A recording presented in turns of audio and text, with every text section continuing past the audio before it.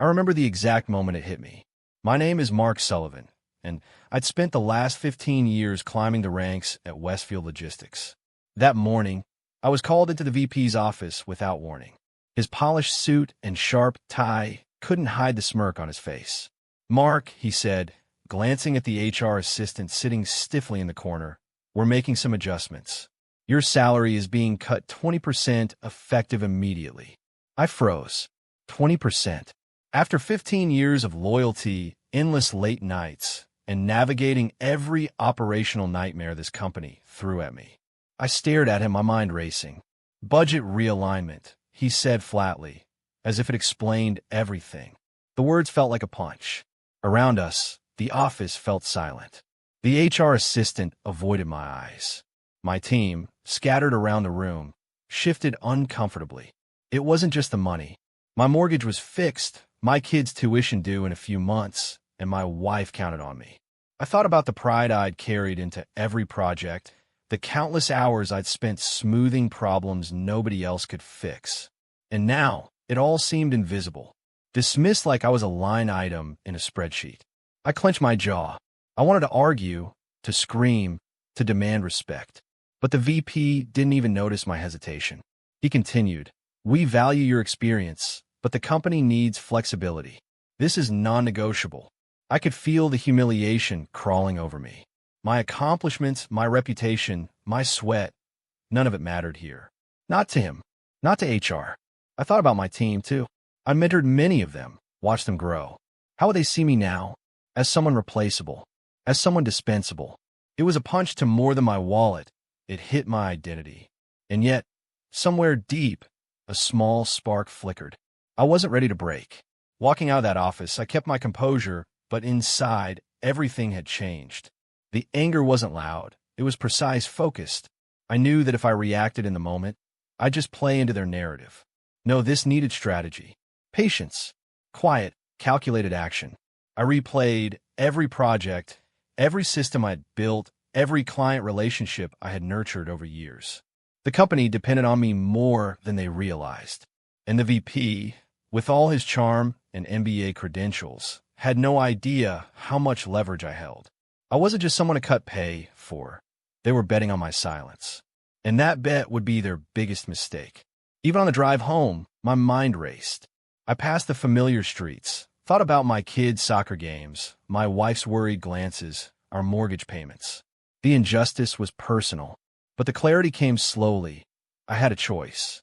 I could let them write the narrative, or I could take control quietly, invisibly, where it mattered most. By the time I walked in the door that evening, I had a plan forming in my head. I wouldn't be reactive. I wouldn't plead or protest. I would build leverage where it truly counted, outside the office walls and the systems, the clients, the relationships they thought they controlled. The VP had just made the biggest miscalculation of his career. This was no longer about salary. It was about respect, competence, and finally proving that experience, loyalty, and knowledge can't just be dismissed. I could feel the tension in my chest, a mix of betrayal and determination. I was wounded, but I was far from defeated. From that moment, I resolved to act with patience, strategy, and calm precision. They saw a quiet, compliant operations director walking out that office that day.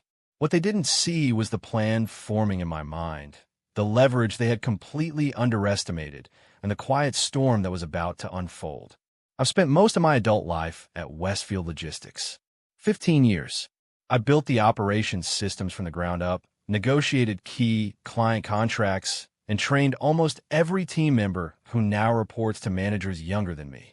Yet, the VP's words made me feel invisible, like none of it mattered. It's not that I didn't notice the favoritism creeping in over the last few years.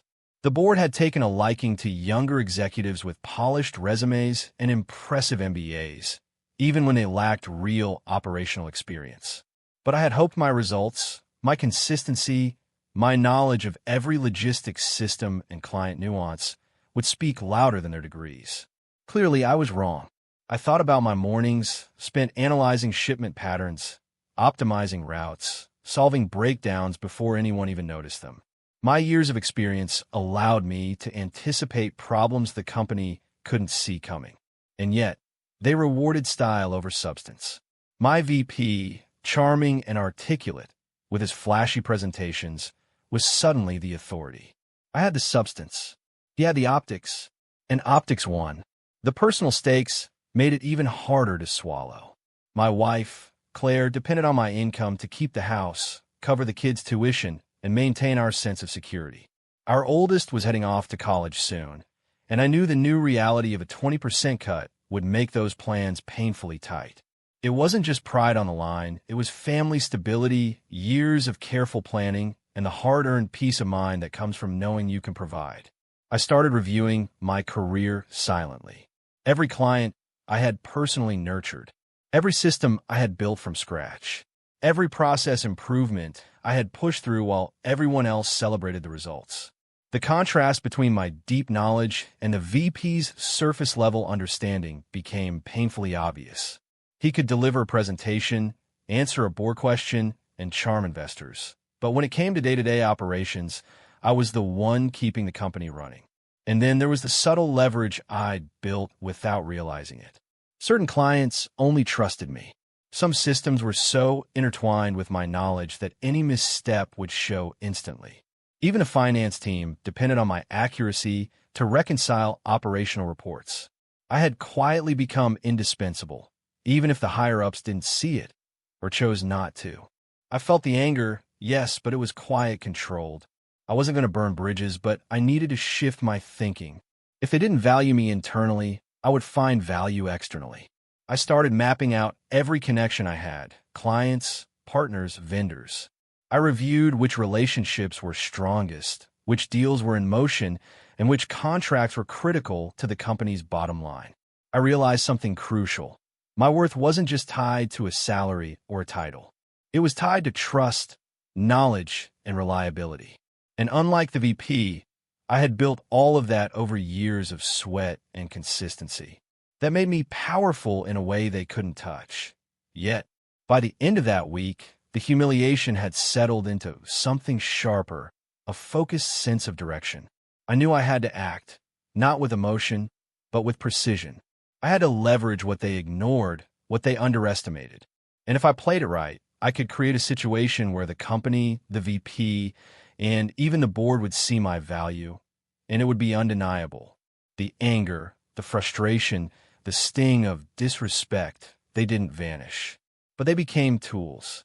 They fueled my attention to detail, my careful planning, my methodical approach to the next moves. I wasn't going to react rashly. I was going to act where it mattered most, where the results could not be ignored, with clients, operations, and the core systems that literally made the company function. I looked around my office that Friday evening, quiet and empty, and I realized something. All those years of being overlooked, undervalued, and underestimated had left me with more than experience. They had left me with insight, relationships, and leverage the VP could never hope to replicate. They had made a critical mistake, thinking that my loyalty, my silence, and my competence could be taken for granted. And I knew, deep down, that every miscalculation they had made was about to come into sharp focus. I wasn't just a man with a salary cut.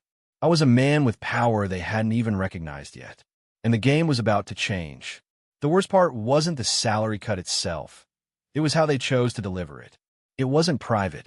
The VP wanted an audience.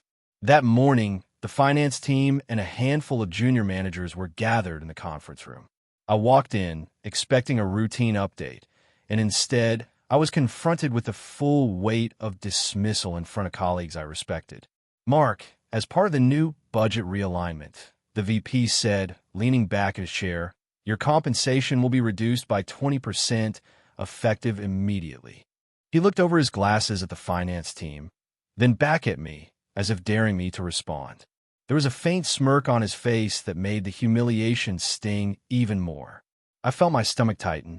I could hear a quiet shuffle of papers, murmurs among the assistants. One whispered behind her hand, "They've replaced you in spirit already." I didn't flinch. Not in the room. I couldn't give them the satisfaction. But inside it burned.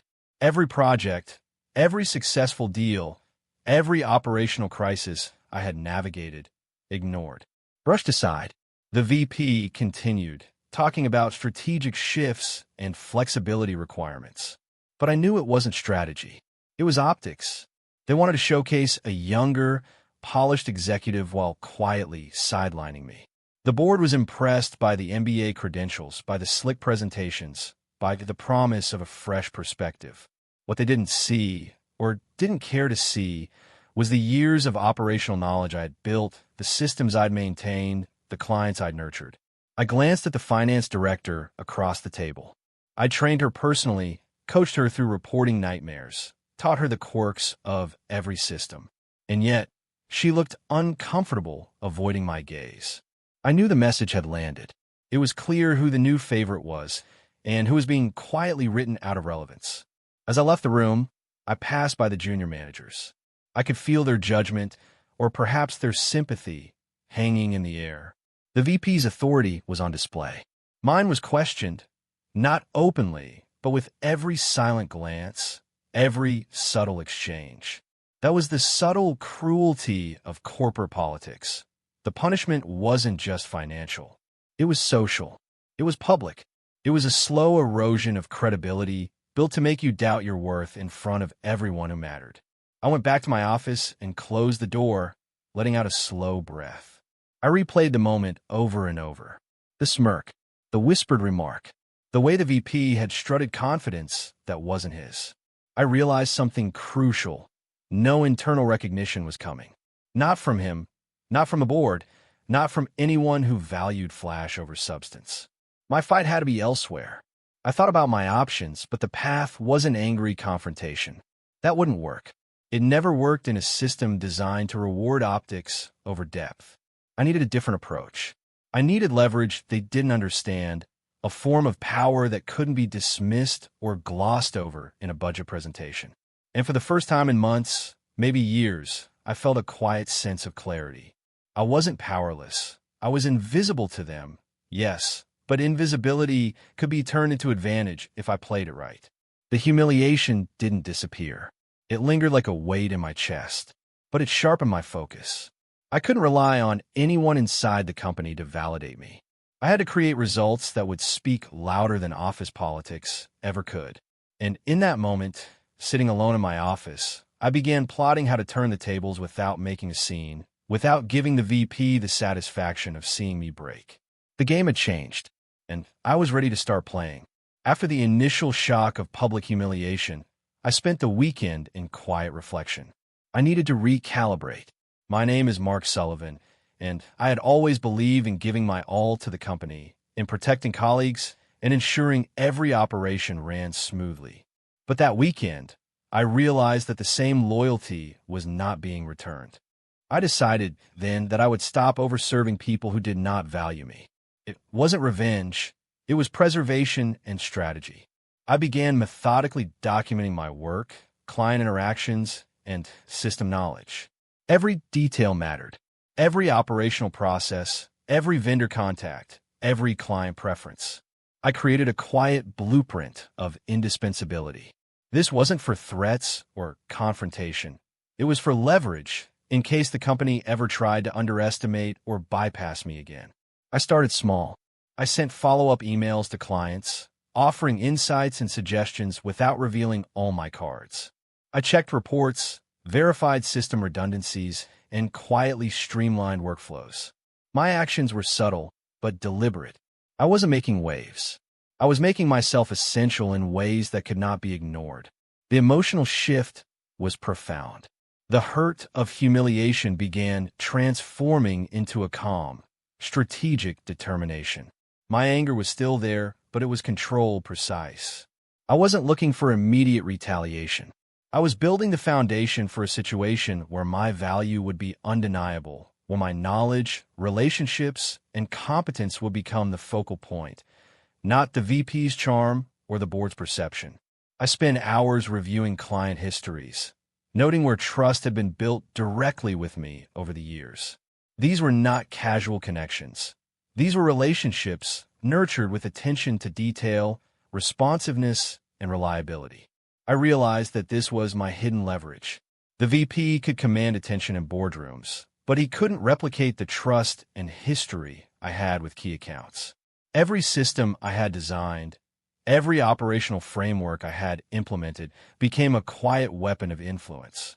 I understood the dependencies, the critical nodes that could make or break delivery schedules, client satisfaction, and revenue flow. And the VP had no idea how fragile their perception of control truly was. I also reflected on personal stakes. My wife, my kids, our financial stability, all of it depended on my ability to act decisively. This wasn't just about pride anymore. It was about protecting the life I had built, maintaining the security my family counted on. The stakes made my focus sharper, my patience more disciplined. I couldn't act recklessly. I had to act where it mattered, invisibly but effectively. I began mapping out a plan. My goal wasn't to humiliate the VP publicly. It was to create results so undeniable that recognition would come naturally. I would leverage client trust, operational insight, and strategic timing to make my indispensability clear. Every step I took had to be measured, controlled, and precise. One misstep could expose me, but with patience, I could ensure that my actions produced maximum impact. By the end of the weekend, I had a strategy forming. I would engage directly with key clients, offer solutions they needed, and subtly position myself as the linchpin of critical deals. I would document everything, prepare contingencies, and ensure that, when the time came, the company would have to acknowledge my contribution or risk losing it entirely. The turning point wasn't just professional, it was personal. I realized that loyalty alone wasn't enough. Self-preservation, strategic patience, and leveraging invisible value were now my tools. I didn't need confrontation or theatrics. I needed results. And I knew, deep down, that when I executed this plan, the payoff wouldn't just be financial. It would be undeniable validation, the kind that couldn't be ignored, spun, or explained away. By the time Monday morning rolled around, I was calm, focused, and ready. The VP thought they had sidelined me. They didn't realize I was quietly preparing to demonstrate, in the most controlled and undeniable way, exactly how much they had underestimated me.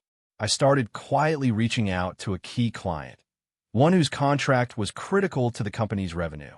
For years, I had nurtured this relationship personally, handling their concerns, anticipating needs before they were voiced, and building trust that no young VP could replicate overnight.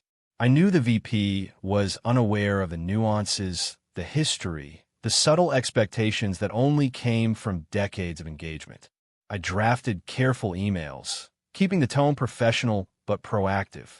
I offered solutions to challenges they hadn't even fully articulated yet. I wasn't aggressive or confrontational. I wasn't seeking credit. Every move was measured, subtle, and designed to reinforce the client's confidence in me personally. Each interaction strengthened the bridge of trust that the VP had assumed was a simple corporate handoff. Meanwhile, I documented every step meticulously. I maintained a quiet record of my communications, insights, and suggestions, everything that could later validate my work if needed. This wasn't arrogance. It was foresight.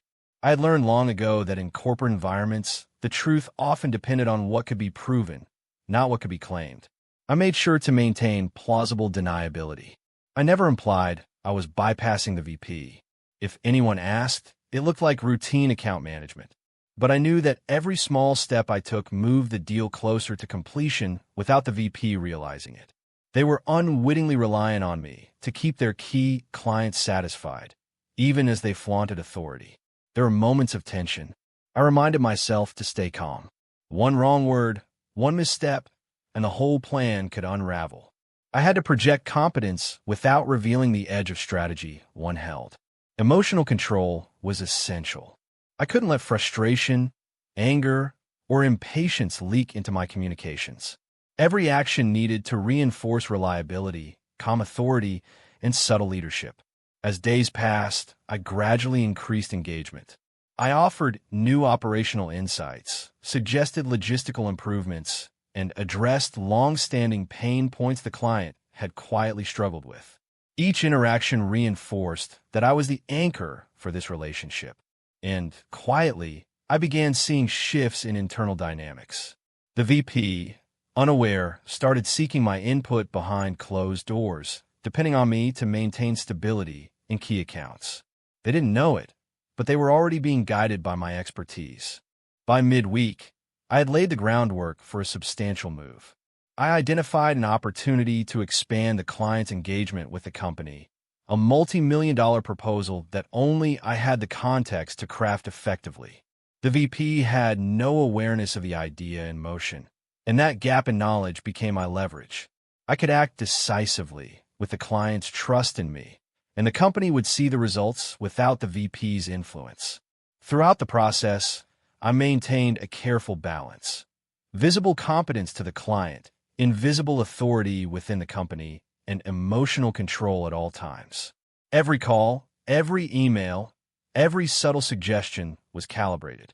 I was playing a long game, one that would reward patience and strategy rather than immediate gratification. I started to see the first signs of impact.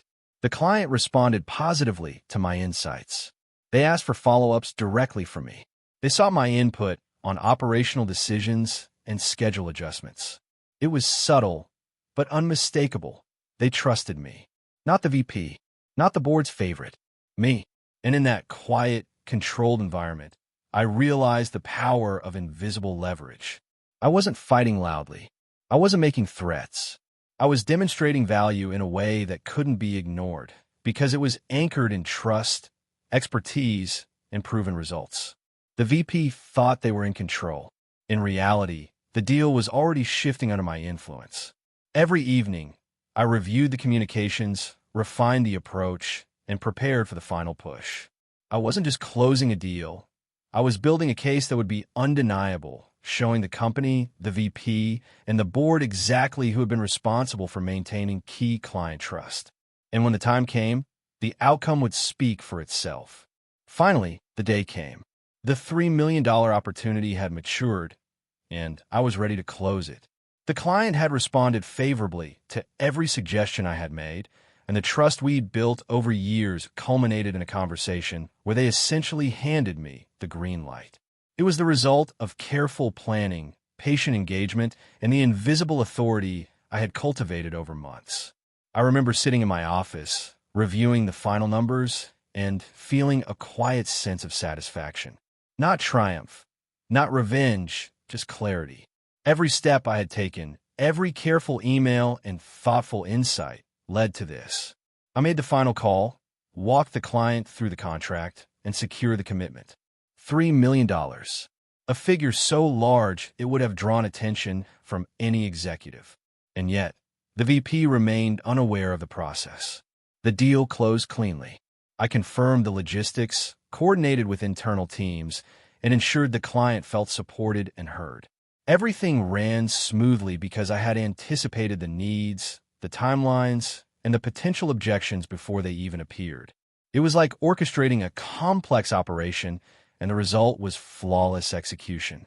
After the call, I leaned back in my chair.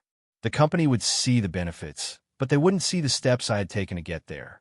They would see results, but not the invisible hands that guided them. I allowed myself a small, controlled smile. For the first time in months, the scales felt balanced. Not because I had defeated anyone directly, but because the truth of competence and reliability was undeniable. Within hours, internal emails began trickling in. Questions, requests for confirmation, and eventually recognition from colleagues who had been watching silently. The VP was caught off guard when asked about the deal in the next executive meeting. I stayed calm, providing the necessary data and guidance without making it personal. The tension in the room was palpable, and I could see the VP realizing, perhaps for the first time, that they had underestimated me completely. I walked through the logistics in detail, explaining each step the client had requested, highlighting timelines, and showing how the contract aligned with company goals. Every word reinforced my credibility. I wasn't gloating, I was documenting reality. By the end of the meeting, the board and executives had a clear understanding. The $3 million deal existed because of me. My hidden value, invisible to the corporate eye, had become undeniable. Emotionally, it was vindicating. Not in a loud, dramatic sense, but in a controlled, satisfying way. The humiliation of the salary cut, the public dismissal, the whispers among assistants, all of it had led to this moment. And the satisfaction was quiet but deep. I had turned disregard into leverage, invisibility into power, and professional pain into tangible results. The VP scrambled afterward, sending follow-up emails, trying to reassert control, but it was too late. The client had already formed a pattern of direct communication with me. My strategic patience had created a reality they couldn't simply erase or control. My competence was no longer a background feature. It was the focal point. That day, I realized that influence doesn't always come from title, visibility, or recognition. Sometimes it comes from understanding, patience, and knowing exactly when and how to act. The $3 million deal wasn't just a financial triumph. It was a professional vindication, a demonstration that loyalty, competence, and strategy could surpass politics, charisma, and superficial authority. As I closed my laptop and leaned back, I felt a sense of calm triumph. The work had been done quietly, efficiently, and effectively. The board and the client were satisfied. The VP was learning the hard way that underestimating experience comes at a cost. And I, finally, felt the satisfaction of being seen, not by words, but by results. Within hours of the deal closing, the VP's office was in chaos. I could hear the phones ringing constantly, messages pinging in my inbox, and the subtle hum of executive panic spreading across the office. The VP, normally polished and in control, was suddenly defensive, hurriedly sending emails to the board, trying to explain a deal they had no hand in shaping. I stayed calm. I didn't need to raise my voice or make demands. I responded with facts, clarity, and a quiet authority that contrasted sharply with the VP's flustered tone. I detailed the communications with the client, the steps taken, and the outcomes achieved. Nothing was exaggerated. Nothing was omitted. The reality of the $3 million deal spoke louder than any corporate title could. Colleagues who had previously remained neutral or silent began approaching me discreetly. Some offered congratulations. Others admitted they had doubted the VP's leadership but hadn't spoken up. I realized that the silent support of those who understood the truth mattered just as much as the deal itself. My credibility, built over decades, was now visible in a way that couldn't be ignored. The client reached out as well. Their message was straightforward. They were impressed with the responsiveness, the attention to detail, and the clear understanding of their needs. They had full confidence in me personally, not just the company.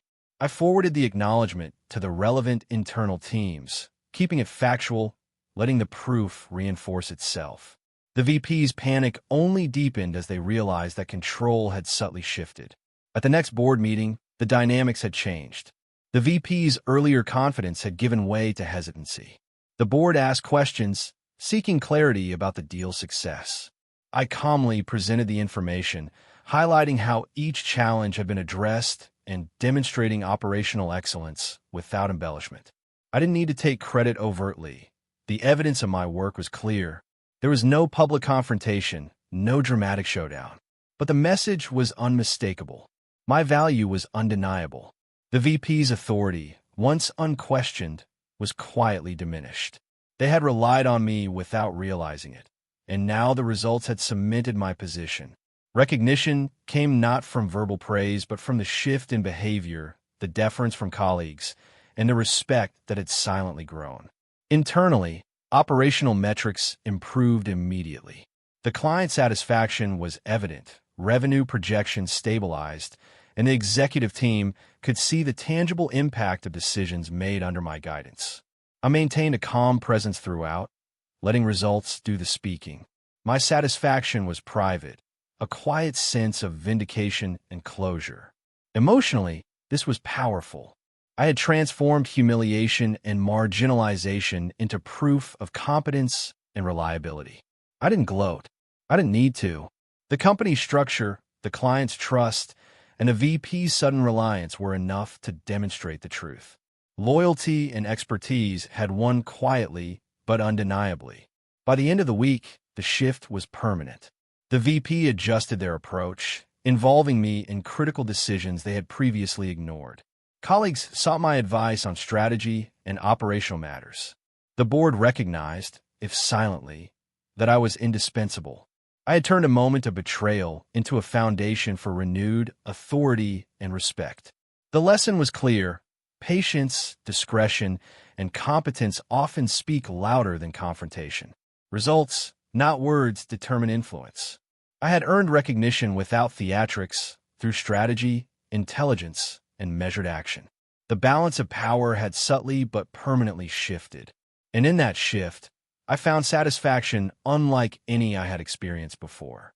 Looking back, I can trace the arc clearly, from humiliation to triumph, from being undervalued to being indispensable. My name is Mark Sullivan, and I learned that the quiet application of skill, patience, and foresight can outweigh titles, popularity, and superficial authority. The salary cut, the public dismissal, and the whispers of replacement were painful. They cut deep into my professional pride and personal security. I worried about mortgages, tuition, and the stability of my family. But those moments also revealed what I had: experience, trust, and operational knowledge that no young VP could replicate overnight. I realized that these intangible assets were my leverage. I reflect often on the turning point, the decision to stop over-serving those who did not value me. That choice was not about revenge. It was about focus, about channeling energy toward actions that mattered. By documenting processes, maintaining relationships, and quietly asserting competence externally, I prepared for the moment where my value would become undeniable. Closing the $3 million deal was the culmination of that strategy. It wasn't flashy. It wasn't dramatic, but it was definitive. It showed, concretely, that years of experience and trusted relationships cannot be replaced with titles or superficial recognition. The company benefited, the client was satisfied, and I had regained control over my professional narrative. The VP's reaction, the internal scramble, and the subtle shift in executive dynamics were satisfying. But more than that, the moment reaffirmed a deeper truth. Respect and authority earned through competence and integrity are far more powerful than those granted through favoritism or hierarchy. I had earned recognition quietly, strategically, and indelibly. Now, I approach work differently. I maintain the same discipline, the same strategic patience, but with a renewed understanding of my leverage. I engage where it matters, act decisively where I have influence, and remain patient when others fail to see the full picture. The lessons of that period, humiliation, control, and finally vindication, have shaped how I navigate challenges and opportunities. I often share this perspective with colleagues and younger professionals. It's not about retaliation. It's about understanding value, patience, and a long-term power of competence. Institutional knowledge, trusted relationships, and careful planning are often invisible, but when applied effectively, they have the power to shift outcomes dramatically. In the end, the story isn't just about a salary cut or a $3 million deal. It's about recognizing your own worth, maintaining composure under pressure, and letting actions, not words, define your professional identity. I turn a moment of betrayal into a career-defining triumph. And the quiet satisfaction of knowing the truth, without needing to shout it, is more powerful than any title, bonus, or public acknowledgement. I have earned respect on my own terms.